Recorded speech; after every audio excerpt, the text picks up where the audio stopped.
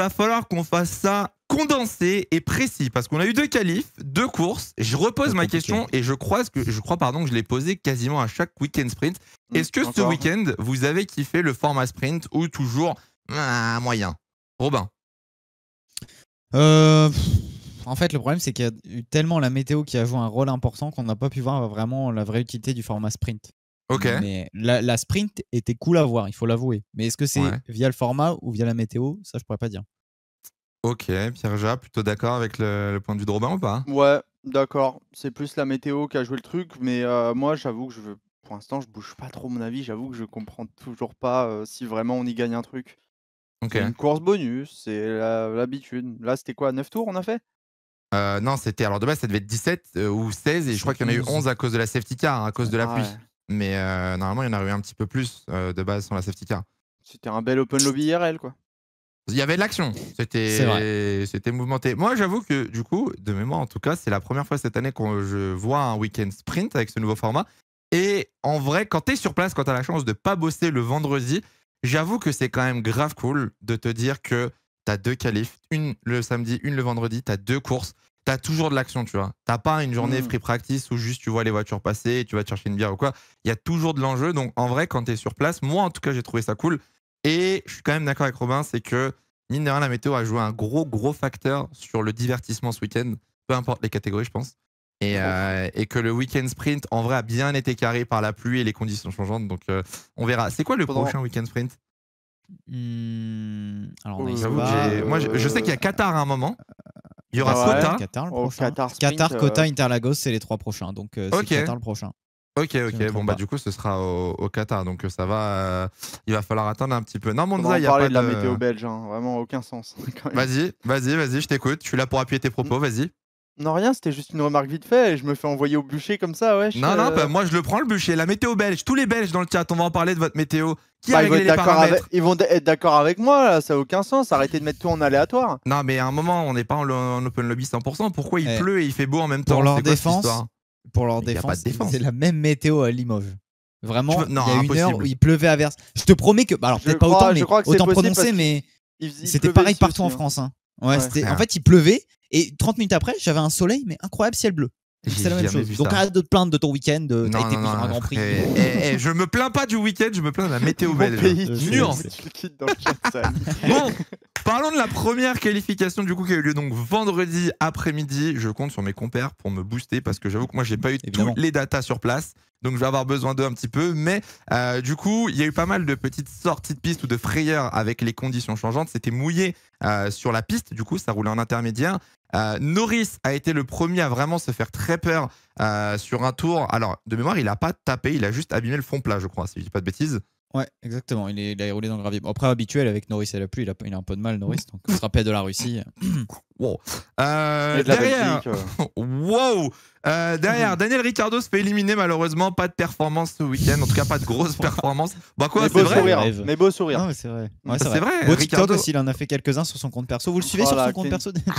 Non, je l'ai pas. Faudrait que je le fasse d'ailleurs. Non, en vrai, mine de rien, ça a été plus compliqué ce week-end qu'en Hongrie et il a pas réussi à sortir. Et Hülkenberg aussi s'est fait éliminer en Q1. Alors, je sais pas s'il avait un problème ou pas. Moi, j'ai juste vu qu'il avait pas performé. Donc, alors, est-ce que c'est en qualif course ou c'est en sprint shootout ou les... Non, je crois que c'est en shootout. Donc, on en parlera après des As. Ouais, c'est en shootout. Ok. Bon, Hülkenberg, se fait sortir en Q1. C'est bizarre parce que d'habitude, il a un bon rythme. Il avait une bonne série de Q3. Donc, gros stat en tout cas pour Perez qui égalise une As sur le nombre d'apparitions en Q3 maintenant. Q2, la piste sèche du coup. Alors, petit piège en Belgique, c'est la taille du circuit. Forcément, vu que quand il pleut au virage 1, il pleut peut-être pas dans le secteur 2. Et j'ai l'impression que c'est ce qui s'est passé un petit peu avec cette piste. Ça a été un petit peu le bordel, on va dire. J'ai besoin d'explications, Robin et Pierre-Jean, sur la Q2. Pose-nous tes questions, que veux-tu savoir? Ah, attends. Est-ce que... Non, pardon, j'ai rien dit. Les Q2, je les garde pour après. J'ai fait une Robin. Les Q2, c'est pour la sprint shootout. Je les garde juste après. Oui, je sais de quoi t'allais parler. Mais il y avait quand même du remue-ménage là dans le... Putain, j'utilise l'expression remue-ménage. Le remue-ménage, quoi? C'est moi qui ai 26 ans? C'est moi qui ai 26 ans ce week-end. Pardon. Le remue-ménage, ça veut dire quoi? Non, mais... J'ai trop entendu les commentateurs FIFA. Le remue-ménage, tu connais pas? Non. Bah quoi, c'est le bordel en gros? Bah il fait pas le ménage dans sa chambre, donc il connaît pas. Waouh. Le missile direct, bam. Non, du coup, Q2, sortie de piste d'Esteban Ocon, qui est parti à la faute, qui a tapé et qui a quand même réussi à repartir. Malheureusement, je crois qu'il s'est fait éliminer. Derrière, il a pas réussi à ressortir et à améliorer. Derrière, il y avait pas mal de pilotes qui se sont gênés, dont Leclerc qui avait été gêné par la Haas de Magnussen. Oh, ça, c'est honteux. Honteux. Oula, je sens que ça tient à cœur. Non, mais frère, parce que on parle. Leclerc s'en est pris 2 cette année, je crois, des pénalités pour avoir gêné des pilotes. Ouais. Et en gros, il gêne parce qu'il se fait pas prévenir, machin chouette. Et au bout d'un moment, il laisse forcément passer, juste trop tard. Là, le boug, Magnussen, il se loupe. Il sait que de toute façon, il finira pas son tour. Il va en refaire un tour. Il reste devant Leclerc, ce chien, parce qu'il faut utiliser le mot. Hein. C'est un chien sur cette action-là. Hein. C'est un clébard. Hein. Non, mais il faut dire les choses. Je veux dire, il a même pas tenté de laisser passer Leclerc. Il est juste resté devant en mode moi, je fais ma course. Et il a pris quoi, 3 places de pénal, je crois. Alors, il y a eu une pénalité, apparemment. C'est 3 places de pénal, mais j'avoue. Ils sont partis derniers de toute façon. Romain, il en a gros sur les As là aujourd'hui. Non, mais là, c'est franchement ce genre d'action. Autant quand le mec il se trompe, tu vois, mais il laisse passer derrière en mode putain merde. Bon, bah, il a fait une boulette, il prend ses 5 places. Là, le chien il reste devant, il fait exprès, clébard. Voilà, c'est le avec Magnussen. Ça lui réussit pas d'avoir un enfant, putain, t'avais raison. Tu vois, j'avais raison. Les enfants, ça ruine les carrières sportifs. Derrière, je vois dans le chat, ça marque que Ocon a pas pu aller changer l'aileron. Apparemment, il était pas prêt. Il est pas ressorti parce qu'il n'y avait pas d'aileron prêt à côté. Le chat. T'as pas suivi le. Parce qu'il non, du coup, j'avoue, nous on n'avait pas les radios et on voyait pas très bien tout ce qui se passait. Moi, je l'ai juste vu rentrer au stand, mais pas d'infos. Pierre, tu l'as vu aussi ou pas le truc de l'aileron? Parce que je peux l'expliquer, mais ok. En fait, si vous voulez, il a cassé son aileron.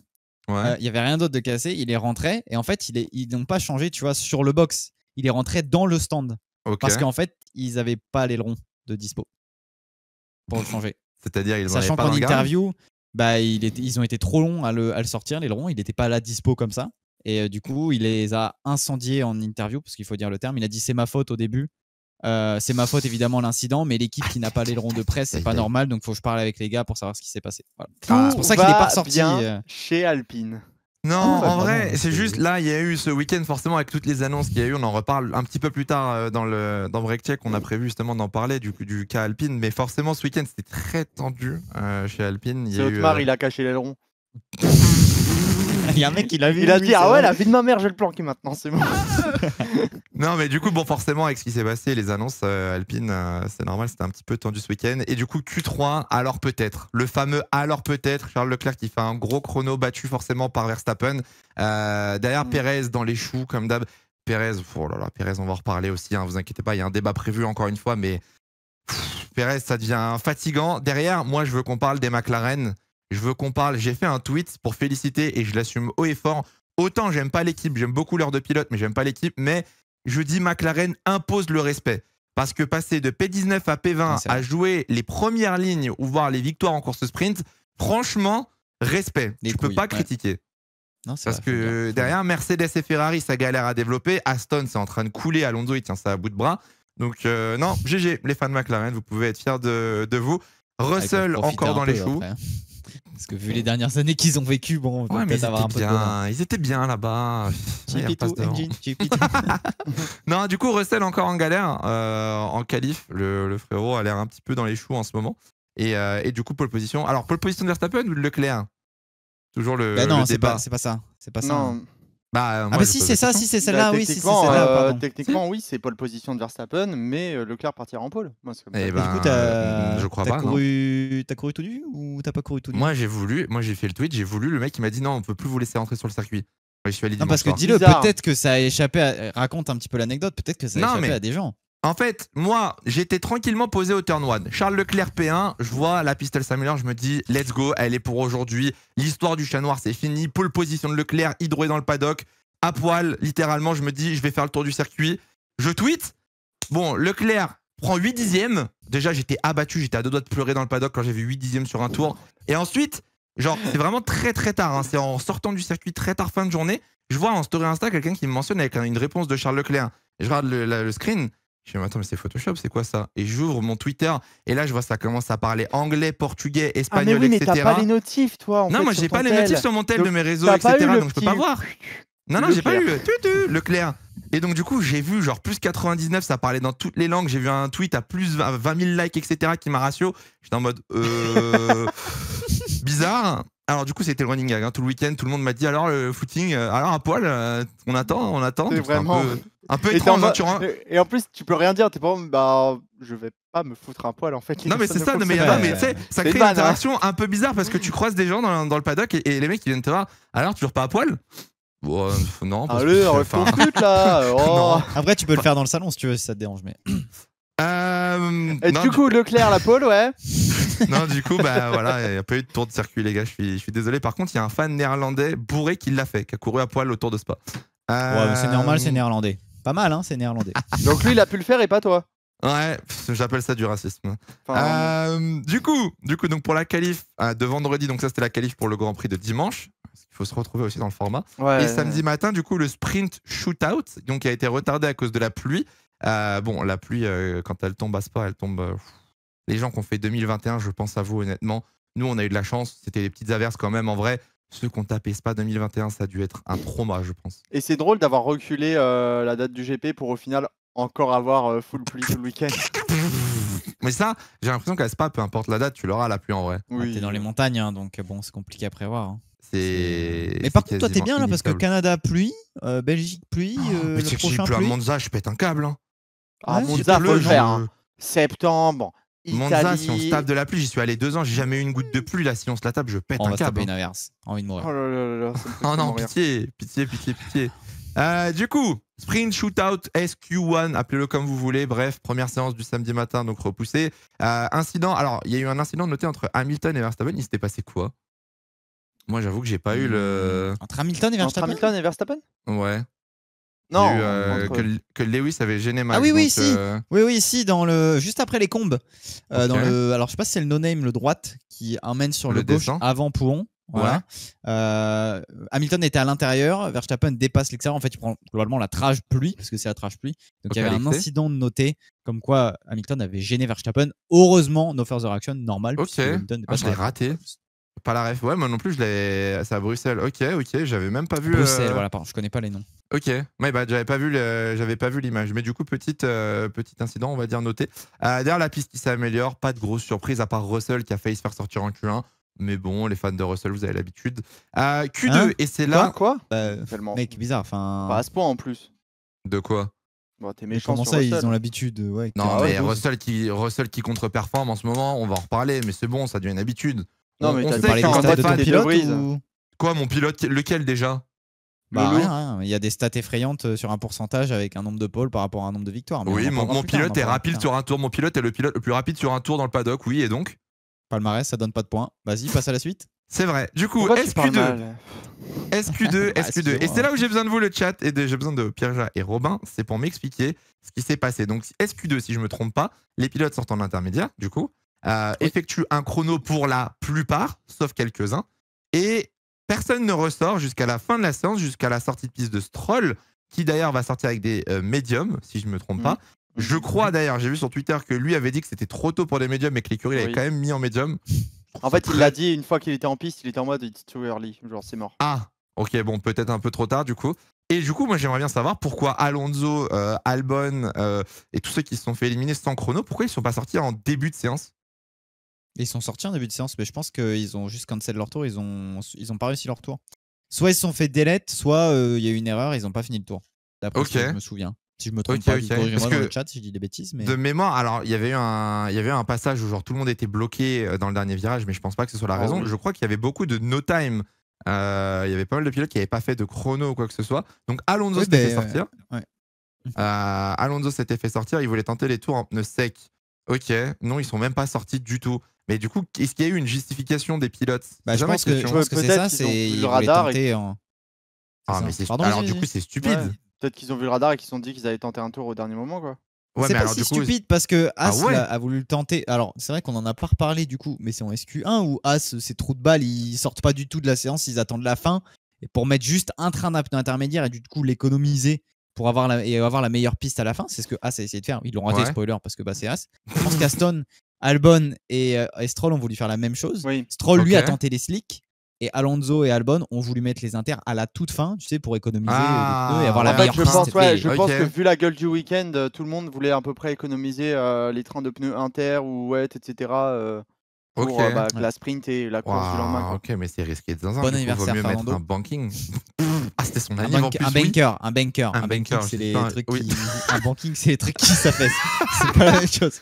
Non, mais tu mets un chrono histoire de quoi, pour au moins passer, quoi. Mais du coup, oui, donc Alonso éliminé par Lance Stroll. Bon, vas-y.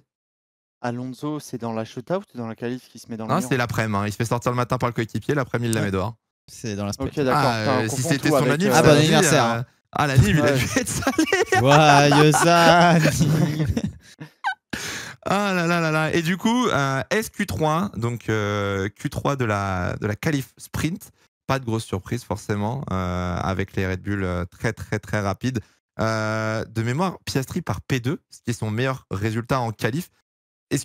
Comment ça se passe? Moi j'ai une question pour le chat et Robin et Pierre-Jacques. Comment ça se passe avec la SQ1, 2, 3? Ça compte comme une qualif ou pas?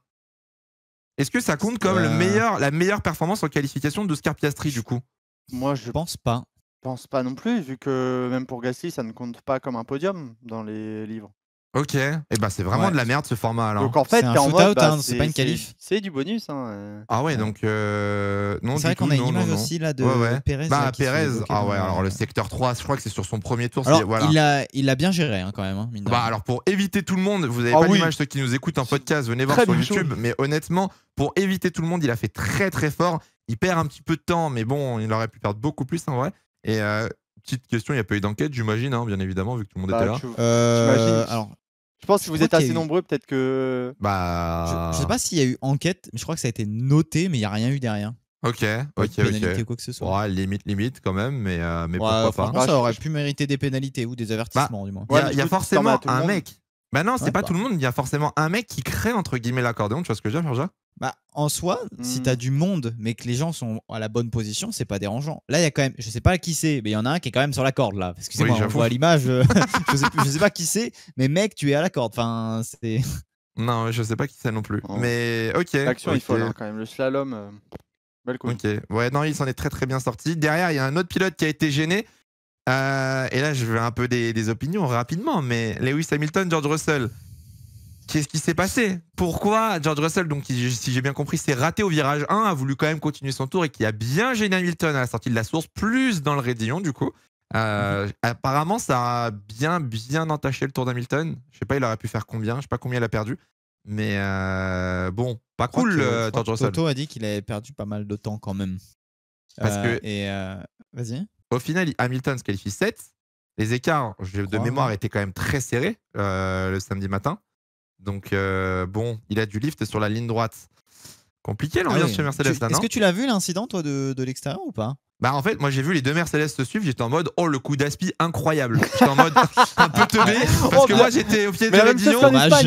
Et j'étais en mode je vois les deux Mercedes qui se suivent dans le raidillon et j'étais en mode oh les bâtards, c'est trop smart l'aspi. Quand j'ai vu le on-board et que Russell tire un tout droit au virage 1 et qu'il revient sur Hamilton, j'étais en mode oh là là là là là. En fait, je pense que Russell, il veut finir son tour pour dire de finir son tour au cas où, tu vois, il peut se mettre 8 ou 9 à la place de 10. Mais globalement, vas-y, ton tour, il est tellement éclaté, il laisse ton coéquipier passer, quoi. Mais c'est même pas, c'est pas la piste est en train de sécher, non, à ce moment-là, c'est pas ça aussi?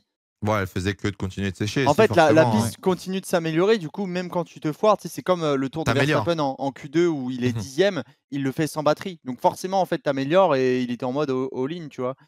Mais ça pique un peu chez Mercedes. Une petite ambiance. Bizarre. On va en parler. Bizarre. On en parle à la fin, oui, sur les débats. On va pas vous spoil tous les débats tout de suite. Du coup, pour la sprint, Verstappen en pole, pas de gros. Verstappen P1 du samedi après, vous avez compris. Il commence à nous casser les couilles. On est d'accord. Il va faire des Schumacher là. Il est trop fort, c'est un cyborg. Bon, allez, laisse-nous. On peut pas créer une catégorie pour les autres? Enfin, vraiment, ouvrons un débat. Laissons-le gagner sa F1 et on fait. La F0 pour Verstappen? C'est le F1.5 non, il fait sa F1, mais nous, on fait la F1.5. Mais là, il est vraiment tout seul. Oh l'enfer. Piastri P2 GG. Oui, Piastri du coup deuxième à 11 millième, c'était quand même serré. Sainz pas loin non plus à 25 millième. Donc quand même c'était très très très serré devant Piastri. J'ai vu tes stories, Robin. 10 km/h, mais dropper 10 km/h en ligne droite, Piastri, qu'est-ce que vous voulez qu'il fasse? Frère, dans le deuxième secteur, il était en purple. Ouais, d'accord, ok. C'est comme moi et Pierre-Jacques pendant l'Open Lobby, tu sais. Chacun son setup. Il y en a un qui est en 7-11 et l'autre en 25-27. C'est fixe, hein. Donc bon, chacun son setup, tout simplement.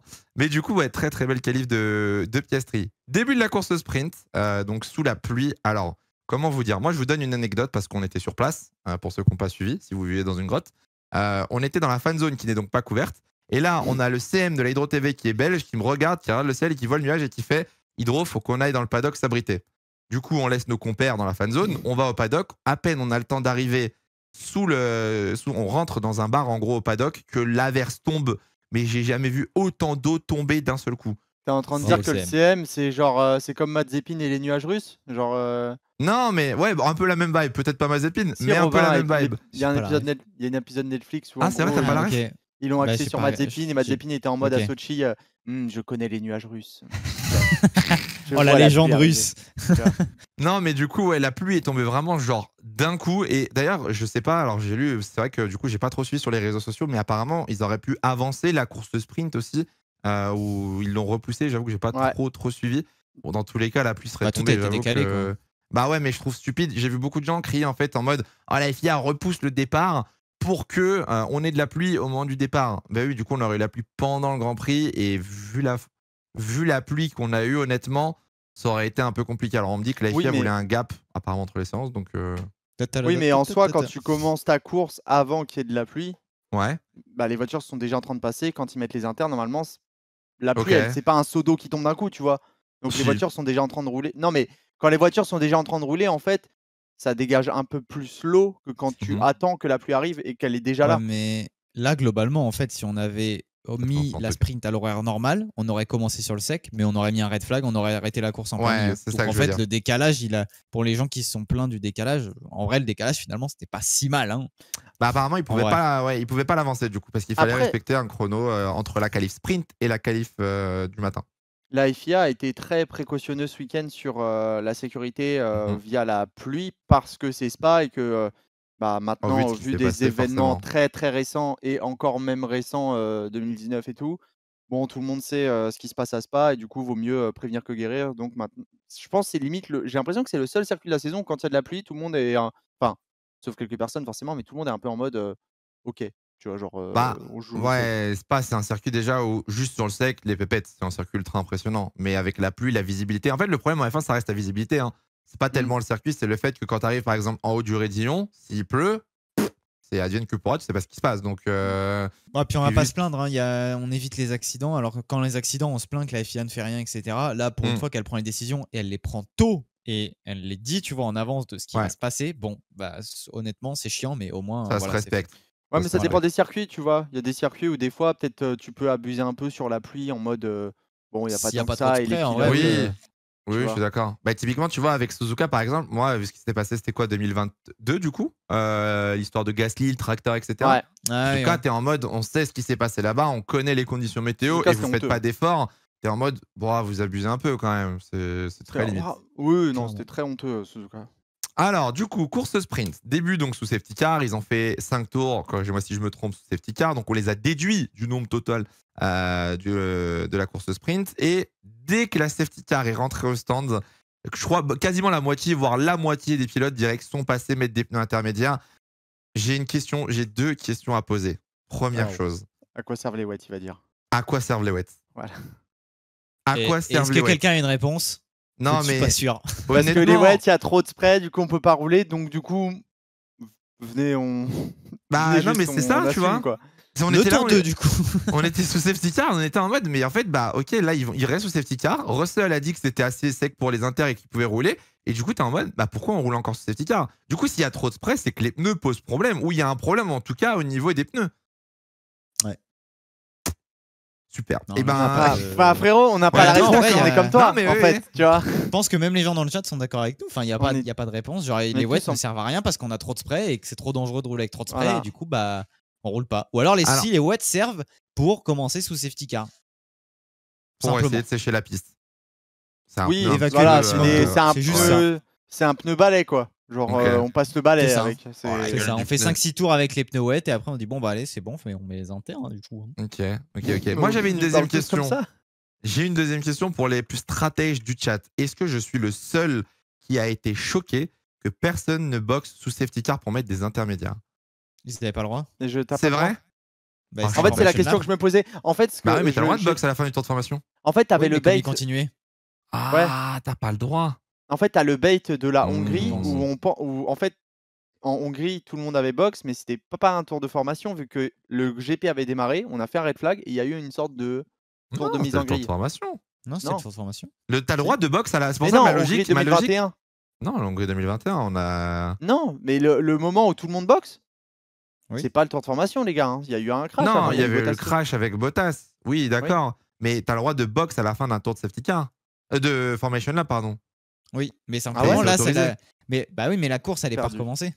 Il y en a plein. Ça s'est déjà vu dans le passé. Alors putain, c'est qui le meilleur exemple? C'est comment il s'appelle en 2007 au NURB? C'est Winkelhock qui. Non, Winkelhock, pardon. Ouais. C'est lui qui pite à la fin de la du formation lap pour mettre justement des pneus maxi plus ou inter, je sais plus. Et du coup, c'est possible. Mais là, je pense qu'ils n'avaient pas le droit parce que les tours continuaient. Et du coup, la pit lane devait être fermée, je pense. Et ils avaient. Non, c'est pas ça, pardon. Et apparemment, on dit qu'il fallait des pneus wet. Exactement, c'était obligé de mettre des pneus wet. Ils avaient interdiction sous safety car de mettre des pneus intermédiaires. C'est ça, pardon. C'est ça la vraie. Et du coup, il fallait attendre la fin de la safety car pour pouvoir choisir ce que tu veux. Exactement. Ok. Donc le but des pneus wet, t'as ta réponse, c'était vraiment d'évacuer la piste. C'est vraiment juste. Ouais, c'est des pneus balais, quoi. Vous avez raison. Ok, d'accord, très bien. Et ben voilà, mes deux questions sont répondues. Merci beaucoup. Du coup, Oscar Piastri qui boxe parmi les premiers pilotes. Vas-y, dis-moi tout, Pierre. Non, je viens. Attendez, parce que là, comme on parlait des wets, j'ai pas envie qu'on passe à autre chose tout de suite. Juste, vu que c'est des pneus balais qu'on assume et tout, et qu'il y a la règle du les tours sont décomptés parce que l'essence, etc. Oui. Pourquoi, du coup, je propose une nouvelle règle? On utilise des tours faits exprès pour balayer la piste, du coup. Et ensuite, vous allez remettre de l'essence et on fait vraiment 17 tours. Ouais, mais là, c'est galère. Mais parce que si tu veux mettre de l'essence, il faut les remettre dans le box. Ouais, tu peux pas remettre de l'essence, il n'y a plus les trucs, c'est plus pareil qu'avant. Il faut les remettre dans le box sous tréteau, sans les pneus et remettre l'essence. Faut démonter les voitures quasiment, en fait. C'est vraiment chiant de ouf. Un peu galère. Mais par contre, du coup, on peut peut-être inventer des voitures pour évacuer l'eau. Genre à Brad Pitt. Sinon, 3 voitures. J'ai une meilleure solution. Vas-y. Moi, j'ai dit, on a des pneus pluie, on roule avec. Je sais pas ce que vous en pensez. Ouais, mais tu sais, c'est non, mais enfin. Ouais, mais non. Ouais, mais tu vois. J'aurais proposé. Non, on peut pas. On est en F1, on va pas rouler avec des pneus pluie. Non. Tu vois bien, ça pose problème. Ça va pas. Il nous faut des garde-boue. Oui, c'est vrai. Go rouler avec des camions. Non, effrayant. Bref, on continue du coup la sprint. Donc Piastri box fait partie des premiers à box. Ressort devant Verstappen au deuxième tour. Il lui a fallu quoi, 4 tours, 5 tours? Non, il a fallu la relance de safety car pour que Piastri se fasse doubler. Alonso, le pauvre, s'est sorti dans le... C'était quel virage? Alonso s'est sorti au virage 10. Ouais, à la sortie de pont, exactement. Attends, j'ai une connerie, non? Non, si, c'est pas. C'est pont, c'est en sortie de pont, il prend un coup de raquette. Exactement. Ah oui, il touche la ligne blanche, il glisse. Ouais. Alors, pardon, parenthèse. 42 ans, erreur de débutant. Oh, tu l'attendais celle-là. Oh, tu l'attendais depuis le début de la saison pour lui tomber dessus. Ah non, j'attendais pas depuis le début de la saison. Ça fait 20 ans que j'attends de lui tomber dessus. C'est pas depuis le début de la saison. Non, blague à part, je trouve que honnêtement, bon, hormis son âge, c'est vraiment une erreur de débutant. Montagny l'a dit aussi d'ailleurs sur les commentateurs.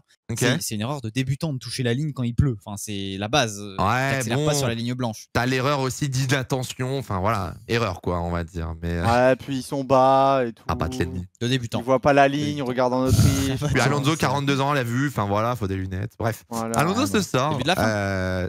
Petit car du coup. Parle bien, toi. Ce qui permet à Verstappen de revenir sur Piastri. Verstappen, bon, je sais pas combien de kilomètres d'écart entre la Red Bull et la McLaren, mais en ligne droite, c'est injouable. De toute façon, malheureusement, il n'y avait pas grand chose à faire. Sargent prend une petite pénale dans la pit lane, histoire 2. Et là arrive, je pense, le moment marquant peut-être de cette sprint. C'est la touchette entre Lewis Hamilton et Sergio Perez à la fin du secteur 2. Je suis très mauvais pour le nom des virages. Je lance le débat tout de suite. Pierre-Jean en premier, Robin en deuxième. Est-ce que la pénalité de Lewis Hamilton pour le contact entre les deux est méritée, Pierre-Jean? Non. Ok, Robin? Ouais, au risque de me faire tomber dessus par tout le monde, oui, mais... Ok. Voilà. Alors, le chat, pour ceux qui ne regardent pas, moi, je vais donner ma réponse juste après le chat. Le chat est en train de dire non, non, clairement pas, non, non, non, non, trop sévère, non, non. Et là, les gens ont entendu Robin et du coup, ça fait quoi? Mais je vais me faire insulter. Je rejoins Robin sur la pénalité est méritée, mais. Et je pense qu'on a un mais commun. Et je peux même vous dire que Despiello était d'accord. D'accord. On est tous d'accord en tout cas, sauf Pierre. Non. Mais Pierre, du coup, attends, c'est quoi tes arguments? Nous, on dira notre mais après. En fait, je me pose la question, est-ce que si Pérez n'avait pas eu des dégâts, est-ce qu'ils auraient mis une péna? Et dans ce cas, on juge la conséquence. Et on a toujours dit qu'on ne juge pas la conséquence. Alors, donc c'est incohérent pour moi. Je suis d'accord. Mais Robin n'a pas l'air d'accord du coup. Alors, ça a été ma première réflexion. J'étais totalement d'accord avec Pierre. Tout le samedi après la course sprint, j'étais en mode c'est honteux. On a juste jugé le fait qu'il y ait un trou dans sa voiture avec le mec qui est DNF, tu vois. Et surtout les 2 points, tu vois. Même ça. Ça, j'avoue que les points sur la licence, c'est peut-être un peu too much. Mais je pense que Robin a de bons arguments, on écoute. Waouh, beaucoup de pression parce que si mes arguments sont vas-y, t'as la lumière, t'as les caméras, vas-y. Waouh. Non, en vrai, je comprends ce que tu veux dire, mais il y a toujours le problème de ce qu'est la cause et ce qu'est la conséquence. La cause, aujourd'hui, que vous voulez l'entendre ou non, encore une fois, l'incident, c'est que Hamilton est rentré dans Sergio Pérez. Que vous le vouliez ou non, il a fait une erreur, il a sous-viré dans Pérez et il lui a ouvert le ponton. D'accord. Donc, globalement, pour moi, la pénalité de 5 secondes, je veux dire que s'il y avait eu une touchette entre les deux qui n'occasionne aucun dégât, simplement une touchette, let them race, c'est un combat en piste, tu vois. Il y a un accrochage aujourd'hui. Que vous le vouliez ou non, il y a un accrochage avec dégâts. Donc, c'est pas une conséquence, c'est vraiment l'incident qui doit être jugé. Et les 5 secondes de pénalité sont méritées. Parce que sinon, à chaque incident où il y aura des dégâts, on ne pourra plus mettre de pénalité. Du coup, c'est pour ça que j'invoque mon mais, ma carte piège. C'est que, du coup, potentiellement, et c'est le débat qu'on a déjà eu plein de fois ici, c'est que le truc dont on juge la cause et pas la conséquence, c'est de la merde en fait. Jugeons l'incident plein, tu vois. Aujourd'hui, il a sous-viré, il y a eu une erreur, il a provoqué des dégâts, ça mérite une pénalité. Et s'il y avait eu la même erreur sans dégâts, il n'y aurait pas eu pénalité, parce que c'était un combat en piste. C'est mon argument. Je dis pas par contre que il aurait fallu mettre 10 secondes ou quoi que ce soit, ça, loin de là. Moi, alors je vois beaucoup de gens, parce qu'en fait on a ce débat en fait depuis maintenant 3 Grands Prix à chaque fois, c'est toujours la même question, c'est la cause et la conséquence sur un accident et comment c'est jugé. On peut avoir un sondage ou pas les modos pour savoir si vous êtes d'accord avec Pierre-Jean ou Robin. Moi je rejoins un peu l'idée et l'argument de Robin, mais je suis assez d'accord avec Pierre-Jean de base. C'est juste qu'aujourd'hui le règlement pue la merde, voilà on va le dire haut et fort. Le règlement est catastrophique et même je pense la FIA elle n'arrive pas à se poser et trouver un contexte sur chaque incident. Et je pense qu'aujourd'hui, en fait, en fonction des GP, là, il y a de la pluie, donc là, il a glissé, donc on juge un peu plus qu'eux, etc. Et ça change tout le temps. Et du coup, on se retrouve avec un manque de constance dans les décisions de la FIA, ce qui fait que là, il y a eu une pénalité. Aujourd'hui, le fait est, comme dit Robin, c'est que Hamilton a glissé et est venu toucher Sergio Pérez. Donc, Hamilton a créé une collision. Voilà. Malheureusement, Hamilton a fait une erreur, entre guillemets. Cette erreur, dans le règlement, elle est pénalisable. Voilà, il y a une pénalité pour si un pilote crée une collision. Et voilà, le règlement est mal fait, tu vois. Oui, mais c'est jamais tout le temps le cas, en fait. Et du coup, tu rejoins notre argument avec Robin, qui est les commissaires jugent très mal ce genre d'incident, et donc le règlement est très mal fait. Parce qu'il y a plein de collisions qui ne sont pas pénalisées de 5 secondes. On a Sainz et Piastri, dont on va parler dans 5 minutes. Sainz et Piastri, il n'y a eu aucune enquête, ou en tout cas, il n'y a pas eu de pénalité. Si je ne me trompe pas. Ouais, c'est ça. S'il y a eu enquête, mais il n'y a rien eu. Voilà. Et d'ailleurs, c'est justifié comment les 2 points de pénalité? Parce qu'il y a eu un autre sous-virage qu'on a tous connu qui s'appelle Silverstone 2021 où il y a Verstappen qui est envoyé dans le mur avec 52G dans la gueule. Il n'y a pas eu de 2 points, il y a eu 10 secondes. 10 secondes, ouais. Et là, t'as un sous-virage où t'as un mini-contact, 2 points, d'où? Il avait pas pris des points quand même à Silverstone? Je veux pas le souvenir, mais ça se trouve... S'il prend 10 secondes, il prend des points. 2 points de pénal aussi? Il avait dû prendre les points. Mais par contre, tu ressors un très bon argument. Mais non, mais tu ressors un très bon argument. C'est que globalement, si on prend le règlement de la FIA, l'incident Hamilton-Verstappen à Silverstone 2021 et hier ou avant-hier entre Hamilton et Pérez en Belgique, si on juge la cause, c'est la même. Donc ça devrait être la même pénalité. Sauf que l'issue du truc, c'est que Pérez, il a juste un ponton d'abîmé et que Verstappen est complètement crash dans le mur avec 52G comme tu disais. Et on n'a pas la même pénalité. Et du coup, en fait, globalement, on est tous d'accord là-dessus. C'est que s'il y avait un règlement vrai de vrai, tu vois, on le suivrait, ce serait logique. Là, il n'y a aucune logique dans le truc. 10 secondes pour Hamilton, ou même plus quand il avait crash Verstappen. Là, Hamilton, il en prend 5. Piastri, Sainz, il n'y a absolument rien. En fait, c'est plus ça l'incohérence du truc que la pénalité en elle-même. Et du coup, on est des râleurs parce que quand il y a un règlement clair, net et précis qui est appliqué, qui s'appelle du coup Autriche 2023 avec toutes les pénals et la ligne et tout, on râle aussi. Donc au final, en fait, je pense que l'ensemble des règles globalement est un peu mal foutu dans plein de domaines. C'est différent. Non mais c'est pas le même sujet. Non, mais je vois ce que tu C'est veux dans dire. l'idée où c'est le seul. J'ai l'impression que c'est le seul règlement où c'est vraiment précis. Il y a une limite, point barre, et c'est le seul qui est appliqué. En Mais par Autriche, contre, c'était surtout que c'était difficile à suivre. Parce que si c'est facile à Oui, suivre avec les HUD comme on avait discuté, etc., Ça ça pose pas de facilite le problème. truc. oui, oui, oui. Ouais. Tu vois, c'est les règles, eux ils respectent Moi, pas les règles, j'ai c'est une leur question à merde. vous poser. Est-ce que, alors Pierre-Jean, Romain, le chat aussi, bien sûr, n'hésitez pas dans le chat. Est-ce que vous êtes plus pour, on va dire, une FIA un petit peu cool au niveau des pénalités, qui autorise les coups de roue, qui autorise un petit peu les poussettes, les sorties de piste, ou alors vous préférez une FIA très stricte où on ne se touche pas, on ne sort pas de la piste et vraiment quelque chose où on respecte à la lettre le règlement, Robin?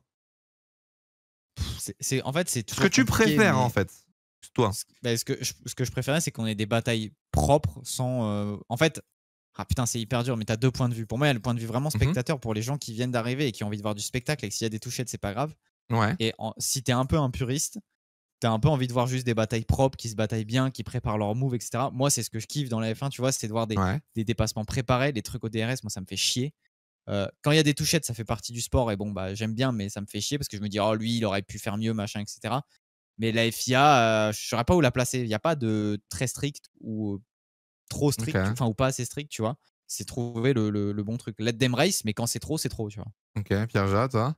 Le problème enfin, la F1 de base, l'esprit de la F1 globalement, c'est que quand il y a une règle, tu dois essayer de trouver la zone grise du règlement, tu vois. Donc même quoi qu'il arrive sur des batailles et tout, si tu fais un règlement, il sera jamais vraiment applicable parce que surtout sur des batailles, c'est très très très subjectif. Il y a qu'à voir à chaque fois que tu mets une bataille sur un TikTok ou un truc comme ça, personne n'a jamais le même avis. C'est un Ouais, c'est cauchemar sûr. à juger et tout. Mais si tu fais du let them race et que tu dis en mode all-in, chacun fait ce qu'il veut, ça peut être vite un bordel. Typiquement, tu as juste à zigzaguer zone de freinage, le mec passe pas. Tu te mets tout le temps à l'inté pour pousser dehors, le mec passe pas. Et c'est trop facile pour quelqu'un de. Si quelqu'un est vraiment vicieux, déjà sur un règlement, il peut trouver un peu des trucs à jouer. Mais si tu lui mets aucun règlement, il sera vicieux encore plus. Et les gens, par exemple, peuvent pas mettre let them race si, par exemple, ils ont détesté des fois le comportement agressif de Verstappen sur la saison 2021, tu vois. Ok. Qui est l'exemple que tout le monde a vu et que tout le monde râlait un peu sur l'agressivité. Je suis obligé d'accord. d'avoir un règlement, en fait, c'est Je impossible. suis d'accord. Le chat, c'est assez partagé. 2016-2017. Hein. C'est assez partagé en vrai. Dans le chat, je vois qu'il y a beaucoup de gens qui disaient let them race, un peu de bataille, etc. Mais il y en a plein qui disaient aussi, bah voilà, faut rester dans le règlement, faut respecter aussi se battre proprement, quoi. Genre savoir se battre. jouer avec les règles fait partie du jeu. Hein. Rentrer dans la tête de quelqu'un et tout. Hein. Non, c'est le problème de la FIA. Hein. Je prends toujours l'exemple d'un autre sport, toujours pour comparer, mais par exemple, dans le foot, des fois, tu joues sur le mental de la personne en rajoutant des caisses, en cassant le rythme, en restant au sol. C'est du vice et il y en a dans tous les sports, tu vois. Exact. C'est très juste. Du truc. Très très juste. Bon, après cet incident, malheureusement, pour revenir à la sprint, il n'y a pas eu grand-chose. Pérez s'est effondré jusqu'à abandonner à la fin de la course. Très très belle perf de Gasly qui termine 3e. Du coup, un peu de bonheur dans la semaine d'Alpine là parce que c'était compliqué. Carrément. Piastri qui termine donc 2e aussi. Très très belle course. Vous avez du coup le classement de la sprint à l'écran. Norris à l'aide de Ferrari. Je vous sens heureux les deux là. Je vous sens. Mais... Vous avez passé un bon week-end là. Fan numéro 1 ici. Hein. Piastri, c'est probablement genre dans les. Quel rookie a eu la même perf dès le début comme ça? Genre, Piastri est probablement dans les giga cracks à l'avenir, qui devra encore prouver, surtout sur des batailles en piste et tout, qu'on n'a pas encore eu le temps de voir. Mais sur du rythme et sur le sang-froid en général, c'est solide. Je suis d'accord. Enfin, il est face à Norris chez McLaren qui est déjà installé. C'est pas mal. Moi, j'ai une petite réserve quand même sur Piastri. Okay. Il va falloir que, comme disait un célèbre entraîneur de foot, il va falloir muscler son jeu un petit peu. Parce que je pense que.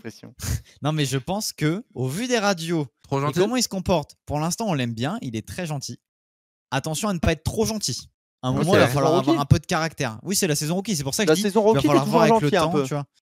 Oh, tu peux, non, alors... mais ça dépend des gens. Bon, voilà. Demande à Max, on revoit sa saison chez Toro Rosso. Il y a de temps en temps des gens qui sont un petit peu plus. Non, mais à voir, tu vois, c'est le seul truc qui me fait peur avec Piastri, c'est que pour l'instant, il est très gentil, peut-être trop. Attention quand même, tu vois. Il se remet beaucoup en question, donc c'est bien pour une saison rookie, comme tu le dis. Donc à voir dans les années futures, mais moi, giga crack, c'est sûr et certain, il a énormément de potentiel, donc j'espère qu'il va le débloquer. Je suis d'accord avec ce que vous dites. Je vois dans le chat, vous spammez, il y en a plusieurs qui spamment depuis le début. On en parle des unsafe release pendant le Grand Prix. Alors, je sais pas si vous parlez du moment où ils sont passés en inter, enfin, de wet à inter, justement. Bon, forcément, il y avait tout le monde dans les stands. Donc, c'est un peu compliqué. C'est soit tu pénalises tout le monde, soit tu n'en pénalises personne. Moi, j'ai trouvé ma sorte de logique pour les unsafe release. Si le mec dans la fast lane n'a pas à freiner, c'est pas un unsafe release. Bah ouais. C'est ma logique. Pareil. Donc, il y a toujours des cas. Je vois il y Robin en a qui arrivent à se mettre un peu côte à côte, tu vois. Voilà, c'est ça. Mode, bah, ça change rien. Je vois Robin un peu dubitatif sur ma logique. Mais non, mais ça, en fait, ça dépend des pit lanes. T'as des pit lanes qui sont hyper larges et du coup, c'est pas du tout dangereux. Genre, la première à laquelle je pense, c'est Baku, tu vois. Elle est ultra large. Ouais. Bon, à Monaco, c'est pas la même vibe, tu vois. Donc, ton règlement, il se différencie. Bah, à Monaco, ça freinera. Après, Monaco, tu peux pas, entre guillemets, être côte à côte, d'où ma logique du. Là, il y en avait qui ont dû freiner et qui n'y a pas eu de pénalité pour le coup. Ok, j'avoue, j'ai pas. Parce que notamment, pas mentir, je crois que c'est Gasly du coup en sprint. Pour moi, non mais en sprint, il a une sortie Gasly, très chaud, ouais, Gasly. Il aurait, je pense, dû prendre une pénalité. Très content qu'il l'ait pas pris. Ok. Je pense qu'il y avait un unsafe release et il aurait dû prendre 5 secondes. Un Français a pas pris de pénal. En vrai, les gars. C'est vrai. Non, il y en a un autre qui a pris. Oui, mais t'inquiète. L'Aston a dû freiner et Gasly aurait dû être pénalisé. Ok, Gasly pénalité du coup. Ok, j'avoue, j'ai pas vu le onboard et j'ai pas vu l'image. Leclerc aussi, c'est vrai. Leclerc aussi. Du coup, course. Alors, passons à la course du dimanche cette fois-ci. Pole position de Charles Leclerc, il part P1 en tout cas. Derrière Pérez, on avait Norris, pas très loin, Piastri aussi. Dès le départ, premier virage. Oh là, tu souffles pour ce que je pense? Bah ouais, enfin là je le vois à gauche, vous le voyez pas encore le chat. Vas-y, la prod va le mettre à l'écran.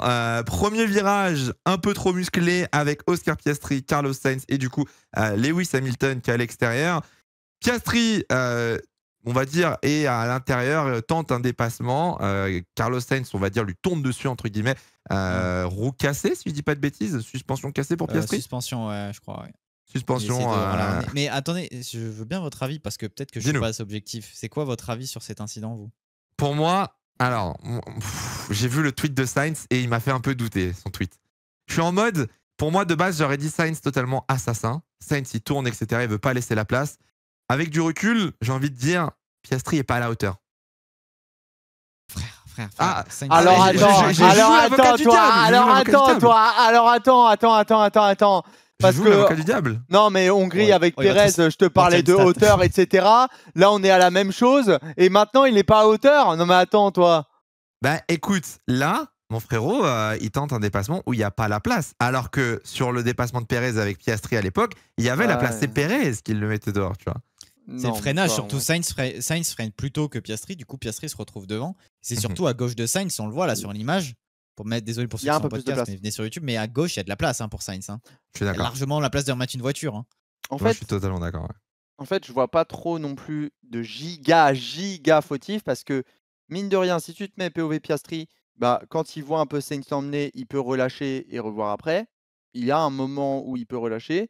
Et POV Sainz, il bloque les roues et il a un peu plus de place à gauche, mais de base, tu as quand même Hamilton qui, lui, voit juste un Sainz à sa droite et se doute pas qu'il y a un Piastri encore à droite, tu vois, genre il peut pas avoir l'info. Donc tu te retrouves dans un 3 de front qui est impossible à passer. Piastri peut relâcher, Sainz peut un peu s'écarter à gauche, mais en même temps, Piastri Sainz bloque les roues et un peu... Ça a été quoi la réaction de Piastri? Parce que du coup, moi j'ai vu le tweet de Sainz qui dit Piastri a été trop optimiste, j'étais en mode oh toi le culot quand même, parce que autant... Sainz s'est un peu tapé sur Piastri, mais Piastri a été un peu plus sage dans sa réaction, en mode on aurait pu tous les deux faire mieux, un truc comme ça. Ok, bah Piastri est clairement goûté sur eux, non. C'est pour ça que je disais trop gentil tout à l'heure. Il a dit j'aurais pu faire mieux, mais Sainz, je pense, aurait pu faire mieux aussi. Enfin, les deux auraient pu faire mieux, c'est un incident de course. Bah, il est même pas gentil, je trouve. C'est très objectif en soi. Genre, quand tu revois l'action, je trouve ça objectif.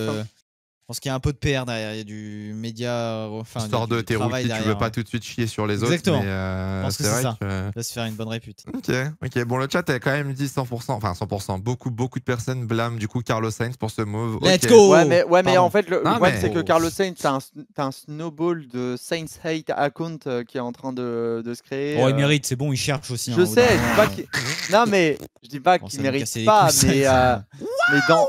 mais dans la vie et la façon de juger la chose, du coup, t'as un passif qui fait que les gens commencent à en avoir un peu ras le cul de Sainz. Ouais, après, quand un mec fait de la merde, fait de la merde, tu vois, genre. Exactement. C'est-à-dire, c'est mérité, quoi. On tombe sur Perez depuis quelques Grands Prix. Je sais plus. Ah, mais attends, il bloque, il a un peu de place. Il a un peu de place à gauche, mais en vrai, il est coincé. Ton argument, il y a quelqu'un qui me l'a sorti à Spa parmi avec qui les personnes j'étais. Il m'a dit, bon, on met toujours la faute sur Sainz, etc. J'ai dit, quand on remet trop de fois la faute sur quelqu'un, c'est qu'il a un bon dos pour la porter. Et je pense que Sainz, ça le définit très bien. Écoute, j'applaudis. Elle est pas belle celle-là. Elle est très jolie. Elle est pas belle. Et je la réutiliserai même. Non, mais voilà, vous avez compris le problème. Bienvenue, merci Anna pour ton petit raid. Du coup, après le premier virage, donc Charles Leclerc se fait déposer. No shit, la Red Bull 17 000 chevaux passe en tête avec Sergio Perez. Derrière Verstappen. Alors, Verstappen n'est pas remonté aussi vite que ce que je pensais d'ailleurs. Oui, vous aviez quoi en tête en prono, vous Moi, j'avais dit top 4. Tous ceux avec qui j'étais m'avaient dit top 4. Tour 4. Tout le monde m'avait dit tour 2. Pierre-Jean. Moi, j'avais dit tour 4 aussi. Ouais, top 4. Ah, j'ai été le seul très pessimiste. Ah, t'avais dit tour 25? Non, j'ai dit tour 11, moi, sur Twitter. Parce qu'en fait, je pensais justement, et c'est exactement ce qui s'est passé, c'est que je savais que Perez allait prendre la tête et que Verstappen allait avoir un peu de temps avant de remonter Perez. Ok. Et j'ai été trop court, encore fait chier, putain. C'était quel tour? Tour 17, je crois. Ok, ouais. Bon, on avait tous en image la remontée de l'année dernière, donc forcément on était en mode c'est bon, il va plier ça maintenant qu'il part P4. Tu sais, l'année dernière, genre il partait P15, je crois. P16, je crois. Non, ouais, 14. Et en 3 tours, genre il était je sais plus combien. Non, moi j'avoue que j'ai été surpris de voir en fait, bon on en parlera un tout petit peu après, mais c'est le rythme du coup d'Hamilton, parce que Max a beaucoup bloqué sur Hamilton en fait au début de course, déjà. Je pensais qu'il allait passer Hamilton. Ouais, mais je pensais qu'il allait passer Hamilton un peu plus rapidement en vrai. Et au final, Hamilton l'a bien tenu. Bon, malheureusement, ça reste une Mercedes, hein, c'est pas la Red Bull. Donc, du coup, Hamilton se fait doubler. Leclerc se fait doubler. On se retrouve avec une Red Bull P1 et P2, Perez devant Verstappen. On en parlera un tout petit peu après, mais c'est un peu humiliant. Tour 8, alors là, tour 8, Carlos Sainz qui rentre au stand. Parce que c'est vrai qu'on a parlé de Sainz, mais Carlos Sainz qui rentre au stand. Moi, je me suis dit, c'est bon, enfin, il est tombé P14. L'humiliation a assez duré. Il prend 4 secondes par tour par les mecs de devant. On va enfin le faire abandonner. Il a un trou monstrueux sur le sidepod. Je me suis dit, ça y est, ils ont enfin compris qu'il fallait le faire rentrer. Medium, il repart. Moi, je suis pas d'accord. Comment? T'as un pilote numéro 2, tu peux encore, vas-y. Je pense que leur objectif, c'était de l'utiliser en voiture test pour les pneus ou les trucs comme ça. Et ensuite, ils l'ont pit une fois qu'il n'y avait vraiment plus rien à test. Alors, en fait, tu veux tester je vois ton argument. Voilà, c'est ça. Le rythme, en fait, mais tu te bases par rapport au rythme de base. Et non, mais le problème, c'est que. Mais alors, le chat, n'insultez pas Pierre-Jean parce que je pense que malheureusement, parce que je trouve que c'est une mauvaise idée, c'est ce que Ferrari voulait faire. Parce que la preuve en est, c'est qu'une fois que la pluie est passée, il a abandonné.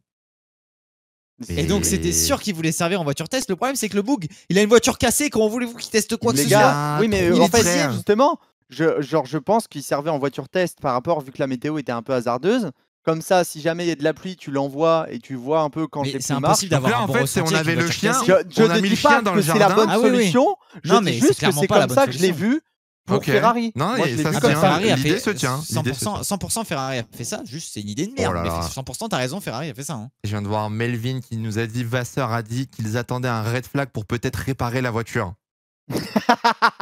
Ah, c'est genre vraiment, il y a eu la danse du red flag, quoi. Genre, ah oui, donc là, vraiment, c'était. C'est un red flag à Spa, j'ai pas trop envie de voir ça, quoi. Genre. Ah oui, donc c'est le désespoir, littéralement. Après, en vrai, l'idée, pourquoi pas, mais bon, la course de Sainz, les larmes derrière, le rythme qu'il avait, le pauvre Coco au P18, fallait être motivé, hein. Fallait être très, très, très motivé. Ça te coûtait quoi, de toute façon, de le garder, au pire? Du moteur, mais... Alors, les larmes, s'il abandonne casse-moteur dans 2 GP, hein, Monza, hein. Attention, hein. On saura d'où vient le moteur, hein. C'est pas les 17 tours, là, attention. Bref, derrière, course quand même, j'ai trouvé assez calme. Vous en avez pensé quoi dans la globalité, là, rapidement, de la course? Est-ce que vous avez kiffé ou pas le Grand Prix? Moi, j'ai bien kiffé, hein. Franchement, même s'il n'y a pas la météo, mais t'es cool. Si tu regardes pas dans les premières positions, oui. Genre, ça, c'est pas le pire non plus, tu vois. Je trouve, ennuyant, rompige, bof. Ah ouais, très cool sur place, sympa, non trop calme. Je lis le chat, là, il était bien, ça va, pas ouf. Ah ouais, je trouve, je suis d'accord avec mes 2 compères, que dans le midfield, c'était grave cool. J'ai juste trouvé, en fait, que Sainz, au départ de la course, a créé des gaps monstrueux en fait entre les groupes de voitures. Genre Sainz a mis 10 secondes entre les leaders et le midfield. Ensuite, dans le midfield, il y avait genre 5 secondes d'écart. Et du coup, ça a un peu séquencé, on va dire, le field. Et c'est pour ça que Norris pit d'ailleurs et arrive à remonter parce que Norris fait une giga perf sur ce week-end où du coup il a des dégâts, il me semble, au début. Il pit. En sprint, pas en course. En course, il me semble, il a pas eu un peu de dégâts. Early. Mais je sais pas, il boxe early en tout cas pour des hards. J'avoue que j'ai pas compris la strat non plus. Ils ont box pour des hards, les hards fonctionnaient pas, mais de base, en fait, l'idée c'était de box pour ne pas être gêné par Sainz pendant que tout le monde est gêné. Et c'est comme ça qu'il a commencé à remonter, mais les hards n'étaient pas la solution. Et malgré tout, il remonte P7 avec une voiture. Le chat, est-ce qu'ils ont l'info? Genre, Norris, il me semblait, il avait pas un petit dégât à l'aileron ou un truc comme ça? Apparemment, il n'y avait pas de dégâts. Quelqu'un a dit qu'il avait des problèmes de volant, mais je n'ai pas vu en vrai. Ok, j'avoue que j'ai pas trop suivi non plus. Mais par contre, je trouve les gens quand même très durs avec la course parce qu'on en revient toujours au même débat. Je vous promets, écoutez cet avis, arrêtez de regarder la bataille pour la P1, regardez le reste, et vous allez apprendre à apprécier la course. Promis. À partir du moment où tu regardes les timings, les arrêts, toute la strat de pneus, quand tu es sur un circuit où tu as au moins 2 arrêts, il y avait des changements de position qui se faisaient de partout sur différents types de stratégies. C'était intéressant. La bataille pour la P7, il y avait Albon, il y avait les Alpines, on avait Tsunoda à un moment qui était dedans. Et franchement, c'était grave lourd, tu vois. Oh, ce dépassement d'Ocon. Ocombe. Je mets pas ma main. Je pense qu'entre les deux voitures, moi je mets pas ma main perso, mais très beau dépassement. Non. Du coup, je suis d'accord. La course était assez cool. Quelques écarts quand même. Il y a eu 86 dépassements, apparemment. Alors, il y a eu un peu de popcorn pendant le Grand Prix. Si jamais vous vous faisiez chier, au moins, vous aviez Max Verstappen à la radio. Alors, moi, j'avoue que j'ai pas entendu toutes ces radios. Donc, j'ai dû suivre sur Twitter. Et apparemment, ça a un peu chauffé entre les deux. J'ai l'impression. Juste avant les box. Ouais. Vous me direz si je me trompe, mais j'ai l'impression que ça chauffe un peu à toutes les séances parce qu'en qualif, il y avait une petite embrouille en Q2. En course, là, JP, il était un peu aussi en mode calme-toi, etc. Ça se frictionne un peu chez Red Bull, non? Après, il faut quand même se dire que l'ingénieur répond aux consignes d'une écurie parce que je crois avoir compris que Horner avait dit à la fin du Grand Prix que Lambiase voulait aussi que Max push pour repeat et faire un meilleur tour à la fin. Parce que Red Bull a refusé en termes de stratégie, etc. parce que c'était trop risqué. Mais ça chauffe. Ça veut aussi dire que c'est, je trouve, le signe d'une bonne relation, c'est-à-dire qu'ils sont honnêtes entre eux et que quand il y a des choses à se dire, ils se les disent, tu vois. Et que quand ça va pas. Et au moins c'est dit. Et après, hop, on passe au suivant parce qu'ils se parlent très bien. Et ça a été dit après en interview avec Max. Tout va bien avec Lambiase. Hein, donc, non, je suis pas trop de doute là-dessus. Mais ça chauffe. Est-ce que ça te manque pas un peu chez Ferrari, cette honnêteté, cette franchise? Chez Ferrari, l'honnêteté, c'est un peu mieux que quand il y avait Binotto, quoi. Binotto, c'était un peu tout va bien. Ouais, mais là, est-ce que c'est pas ce qui manque? Est-ce que c'est pas ce qui manque au final chez Ferrari? Parce que là, je fais une petite passerelle, mais est-ce que c'est pas ce qui manque justement, cette honnêteté? Se dire, tu n'es pas ingénieur, tu n'es pas à notre place, ne prends pas de décision, fais-nous confiance, tu vois. Ferrari, c'est différent parce que Ferrari, déjà, l'honnêteté, t'as pas le droit de critiquer Ferrari globalement. Donc, puis de toute façon, ils jouent pas les wins, donc bon. Oui. Très bien. Non, mais je pense que Max se fait chier. Hein, voilà, je le dis aussi. Hein, je pense qu'il se fait chier. C'est pour ça qu'il est en mode venez, je tente. Je vais plus loin. Je m'arrête. Tu sais, il veut rajouter un peu de piquant dans sa course. Je m'arrête. Je sens le meilleur choix. Tu vois, je pense qu'il se fait chier. Voilà quoi. Alors, Non, je suis d'accord. Par contre, je voudrais juste reprendre, parce qu'on parle des ingénieurs et on en avait parlé pour le Grand Prix de Hongrie du coup. Et Montagny a ressorti un des arguments qu'on avait dit, c'est-à-dire que dans l'équipe chez Ferrari, c'est compliqué de parler anglais parce que tout le monde parle italien. Donc ça, c'est toi qui l'avais évoqué la dernière fois. On t'était un peu tombé dessus. On l'a traité de raciste. Donc Montagny, voilà. Alors, mais Montagny a dit un peu la même chose, tu vois. Et moi, j'ai un truc qui m'a choqué que j'avais jamais vraiment remarqué avant, même si ça paraît logique. Je trouve que Lambiase, les infos sont d'une fluidité quand elles arrivent vers Verstappen.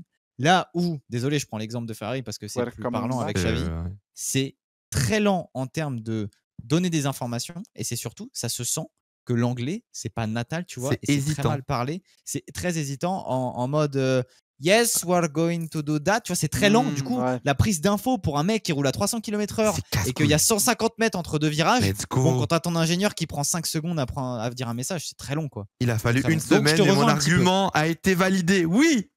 Non, c'est vrai, je te rejoins.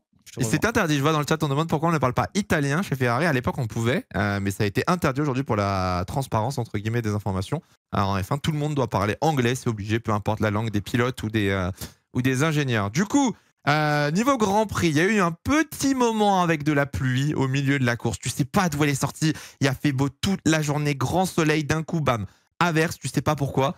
Pendant quelques tours, pas besoin des pneus intermédiaires, tout le monde a continué. Petite frayeur, la Red Bull, c'est Perez, c'est Verstappen, le on-board. Ouais. C'est dans le Rédillon. Ouais, nous, on était au pied du Rédillon. On était vraiment genre au début, vraiment au pied du donc du tu l'as Rédillon. vu correctionner. Oh, je te jure, j'étais en train de regarder l'écran, j'entends et là ça frotte en fait. Ça a frotté, t'as entendu un gros truc frotter, on s'est retourné, tu vois la Red Bull qui fait comme ça. C'était incroyable. Il a pas rigolé comme au Canada là, il s'est chié dessus en radio. Ah bah t'es dans le Rédillon, frère. Tu m'étonnes parce vraiment, que en radio, il a dit oula putain, j'ai failli la perdre. Ah ouais, non, ça il n'a pas rigolé, pas comme au Canada. Ça aurait pu faire très très mal, je pense. Mais par contre, du coup, j'ai été choqué quand on était la plupart du temps au pied du Rédillon en Formule 1. C'est de voir la vitesse à laquelle elle passe dans le Rédillon et à quel point ça frotte en fait. Quand ça tape. Ça tape. Tu sais, l'étincelle, vous avez tous vu à l'image, je pense, cette étincelle dans le Rédillon. Ça laisse déjà une énorme trace dans le Rédillon. À la fin du week-end, tu vois vraiment la trajectoire. Et ça fait un vacarme. Enfin, ça fait du bruit et tout.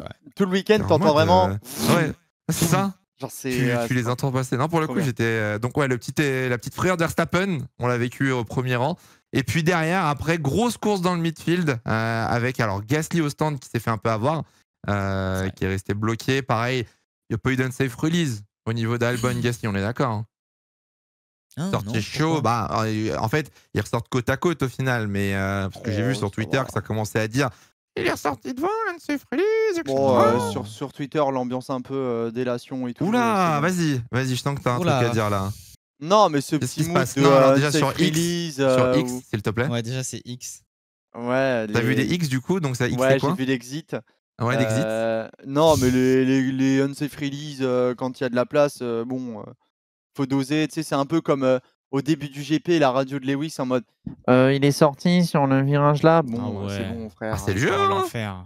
Ouais, mais du coup, il y a un mood vraiment délation qui est un peu infâme. C'est vrai. Non, il a raison. Non, c'est moi, ça fait partie ce que tu du dis, jeu, au final. Ça fait partie du jeu et tout à l'heure, on disait que ça faisait partie des vices. Oui, c'est vrai. Oui, c'est vrai. Oui, mais on se contredit. Oui, mais dans les stands, ça me saoule. Voilà, dans les stands, ça me saoule. Voilà, c'est.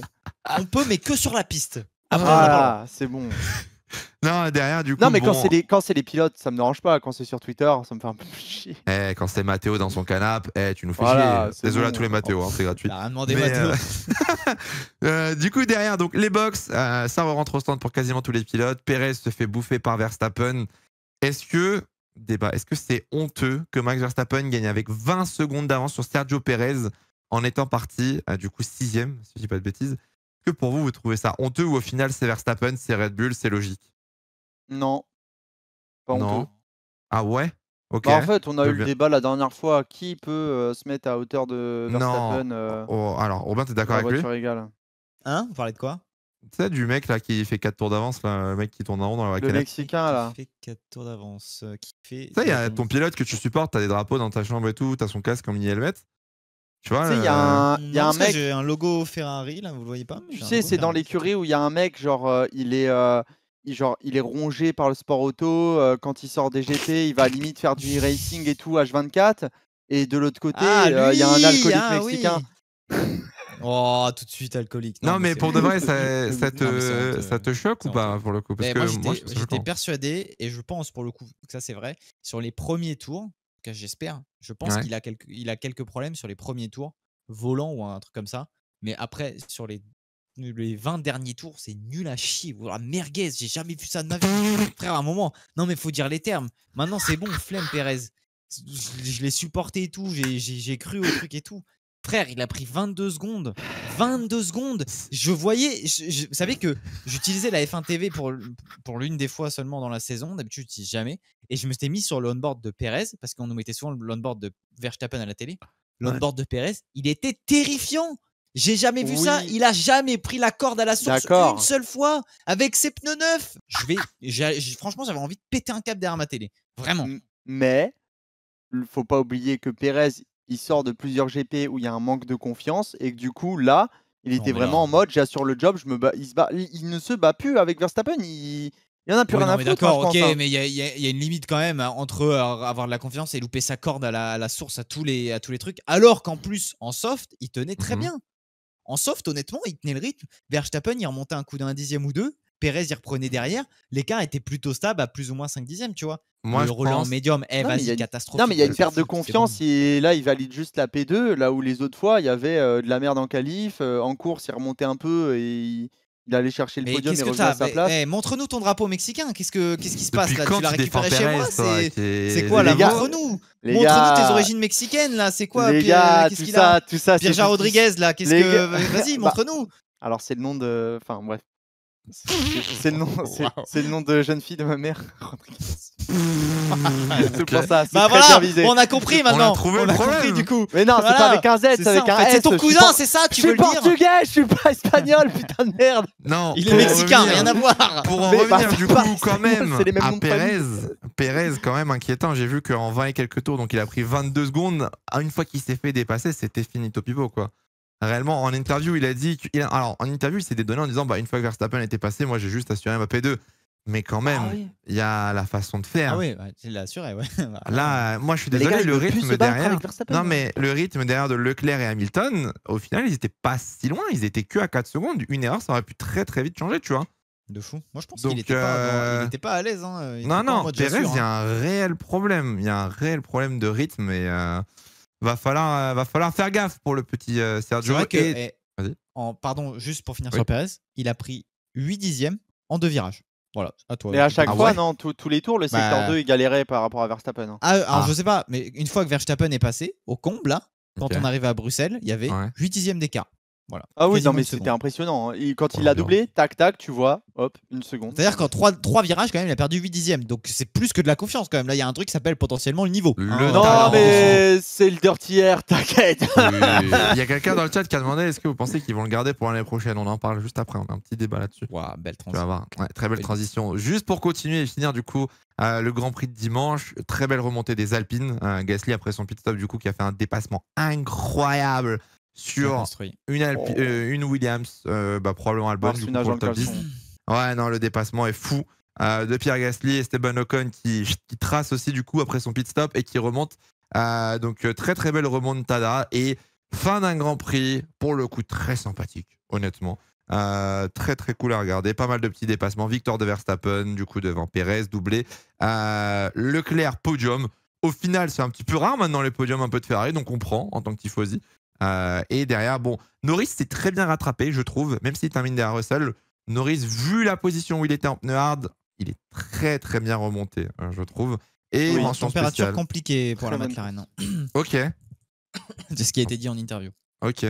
Mais moi, j'étais vraiment persuadé qu'il y avait eu un contact avec Piastri au départ quand ils sont côte à côte et qu'il avait pris un peu de dégâts aussi. Ah, j'avoue, non, moi j'ai pas vu de contact et tout. Pour moi, ils ont juste tenté un call en hard plus tôt et qui était très mauvais. Mais bien rattrapé. Je vois donc Alonso 5e, Ricardo un peu compliqué ce week-end, malheureusement, ça arrive, il y a des grands prix comme ça, où c'est un petit peu moins performant, rien de grave. Les hards, c'était la cata, exactement. Les hards, c'était un petit peu la cata ce week-end, donc je crois que d'ailleurs c'est l'un des rares à avoir mis les hards au final, non? Ouais, personne d'autre, mais bien, c'était que des médiums. Les pistes, si la pluie arrivait, c'était compliqué. Il y en a qui ont mis des médiums sous la pluie, ouais. Donc, et d'ailleurs, ça a été vite rectifié. Quand Norris est en hard et qu'il change pour les softs, il fait quoi? 26 tours avec les softs, un truc comme ça, 24? Alors là, tu me poses une clim. Je suis arrivé il y a 25 minutes chez moi. Genre, il a fait un long relais sur ses softs. Ça a été très très bien géré. C'est comme Gasly, hein. C'est impressionnant qu'il arrive déjà à finir P7. 27-28, on me dit, ouais, bien vu. 26, Gasly, la même chose, ils attendaient la pluie en fait avec leur soft. Ok. Et bon, le temps belge, voilà, le temps belge. Classement pilote, du coup, Verstappen déjà champion du monde devant Sergio. Enfin, je rigole. Verstappen largement en tête devant Sergio Pérez. Alonso qui tient, mais plus pour longtemps, sa P3 au classement pilote. Leclerc égalité avec Russell, Sainz c'est pas loin. Norris revient aussi. Donc il va y avoir des grosses batailles au final au championnat pilote, sauf pour le titre, du coup. Mais c'est très très serré. Enlevez la P1 et on va avoir un super championnat. On s'en fout, donnez-lui maintenant même. Dans tous les cas, il va on lui donne au pire, viens, genre on prend Verstappen, on le fout dans l'AlphaTauri et on voit s'il arrive à gagner comme ça le championnat. Non, j'ai mieux. S'il gagne, techniquement, c'est comme les Open Lobby, il gagne, il peut plus faire les autres courses. Du coup, il arrête la saison maintenant et il laisse les autres. On peut plus le rattraper de toute façon. Oh, c'est effrayant. Ça, c'est la nouvelle règle des 100%, c'est ça pour les Open? Ouais, les Open Lobby, comme d'habitude. Quand tu vas avoir 2 voitures freinées à la fin, tu vas voir. Juste sur le classement, on rappelle, donc là, c'était la 8e victoire de Verstappen consécutive. Ouais. Son 8e Grand Prix d'affilée. Ce qui veut dire que Vettel, potentiellement, non, potentiellement, il égale Sébastien Vettel à domicile aux Pays-Bas et potentiellement, il bat le record de Sébastien Vettel à Monza en gagnant du coup une 10e course d'affilée. C'est dommage. Il peut pas être champion à Monza du coup? Non, Singapour au plus tôt. Et très peu probable que ce soit Singapour. C'est bizarre, pourquoi tu voulais que ce soit à Monza?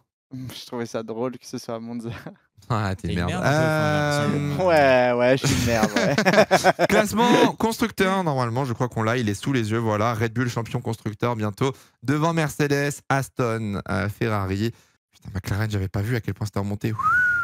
Stat effrayante, Red Bull peut être champion uniquement avec Verstappen. Est-ce que c'est bon pour vous? En vrai, c'est drôle, mais c'est pas drôle. Que le silence dure. Non, en vrai, c'est drôle, mais. Non, mais il y avait un truc, c'est juste, ils peuvent finir champion juste avec Verstappen. C'est effrayant. De mémoire, est-ce que Hamilton, à la période avec Bottas, c'était pareil? Et Schumacher avec Barrichello? Avec Rosberg, c'était pareil, je pense. Pas avec. Ah ouais, tu penses? Je pense que c'était plus. Mais tu sais que globalement, parce qu'ils se partageaient la domination, j'ai vu un. Putain, c'est con, j'ai pas sorti le schéma à la prod, my bad. J'ai vu des graphiques. Où globalement, qui montrent que les performances de Mercedes en 2014, 2015, 2016 étaient bien plus importantes que la Red Bull aujourd'hui. Le fait est juste que la Red Bull aujourd'hui, elle est toute seule. Il n'y a pas Pérez. Du coup, il n'y a pas de bataille entre les deux. Donc, c'est effrayant de voir la différence qu'on a. On aurait mis aujourd'hui un pilote équivalent à Verstappen qui peut se battre pour le titre. Mais on aurait une saison de fou. On avait déjà dit dans un débat. On aurait une saison de zinzin. D'accord. Non, je suis totalement Ah ouais, ça veut dire que Mercedes, vraiment, c'était pire que Red Bull alors que ça se battait.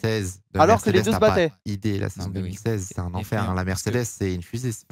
Ah ouais, alors après, que les deux se battaient, mais c'est effrayant.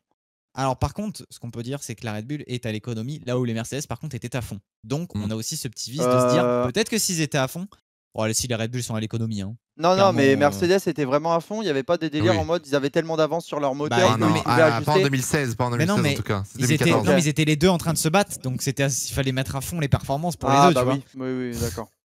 Oui. En 2014, au début, il y avait cette histoire chez Mercedes où on n'avait pas voulu montrer la puissance du moteur pour pas se faire patch, enfin pas se faire nerf quoi. Mais après les deux.